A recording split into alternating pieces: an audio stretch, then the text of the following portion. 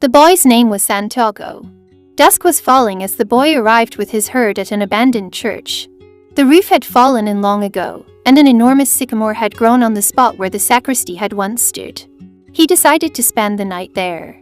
He saw to it that all the sheep entered through the ruined gate, and then laid some planks across it to prevent the flock from wandering away during the night.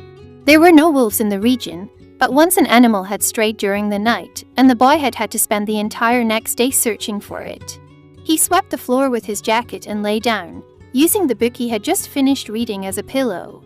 He told himself that he would have to start reading thicker books. They lasted longer, and made more comfortable pillows. It was still dark when he awoke, and, looking up, he could see the stars through the half-destroyed roof. I wanted to sleep a little longer, he thought. He had had the same dream that night as a week ago, and once again he had awakened before it ended. He arose and, taking up his crook, began to awaken the sheep that still slept. He had noticed that, as soon as he awoke, most of his animals also began to stir. It was as if some mysterious energy bound his life to that of the sheep, with whom he had spent the past 2 years, leading them through the countryside in search of food and water. "They are so used to me that they know my schedule," he muttered.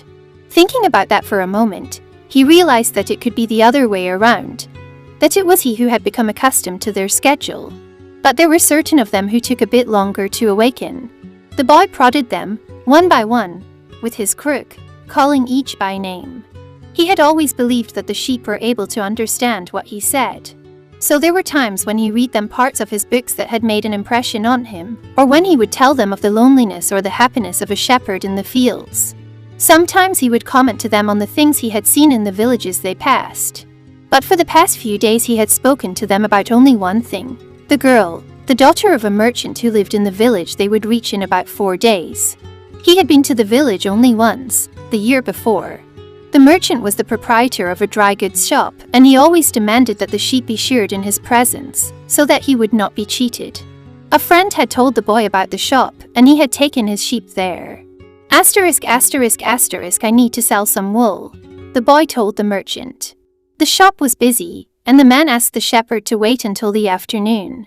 So the boy sat on the steps of the shop and took a book from his bag. "I didn't know shepherds knew how to read," said a girl's voice behind him. The girl was typical of the region of Andalusia, with flowing black hair and eyes that vaguely recalled the Moorish conquerors.